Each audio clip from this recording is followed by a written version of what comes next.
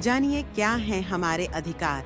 आदिवासियों के भूमि अधिकार, सुरक्षा और संवैधानिक प्रावधान। आदिवासी समुदायों को उनके पारंपरिक और पुश्तैनी भूमि पर विशेष अधिकार प्राप्त हैं। ये अधिकार उन्हें जबरन विस्थापन, भूमि अधिग्रहण और बाहरी हस्तक्षेप से सुरक्षा प्रदान करते हैं। भारतीय संविधान और विभिन्न कानूनों के तहत यह सुनिश्चित किया गया है कि उनकी भूमि उनसे छीनी न जाए और यदि ऐसा होता है तो उन्हें उचित मुआवजा और पुनर्वास प्रदान किया जाए।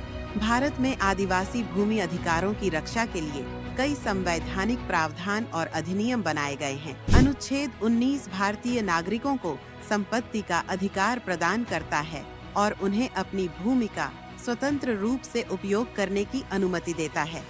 अनुच्छेद 31 यह सुनिश्चित करता है कि यदि सरकार किसी भी नागरिक की भूमि अधिग्रहित करती है तो उसे उचित मुआवजा दिया जाए।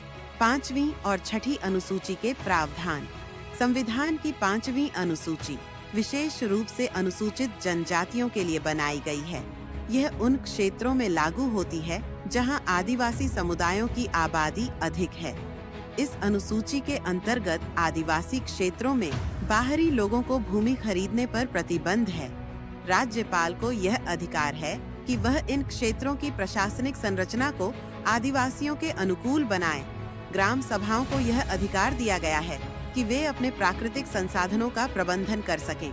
6ठी अनुसूची विशेष रूप से आदिवासी भूमि, वन और जल संसाधनों पर नियंत्रण रखती है। बाहरी व्यक्तियों द्वारा भूमि हड़पने की रोकथाम सुनिश्चित की जाती है। आदिवासी समाज के जल, जंगल और जमीन जैसे मूलभूत अधिकारों की रक्षा के लिए आदिवासी विकास परिषद के अध्यक्ष माननीय उमंग सिंघार जी निरंतर अपनी आवाज उठा रहे हैं। वे समाज के हर वर्ग को जागरूक करने के लिए प्रयासरत हैं ताकि कोई भी आदिवासी अपने हक से वंचित न रहे। उनका संकल्प आदिवासी समुदाय के लिए आशा की किरण है।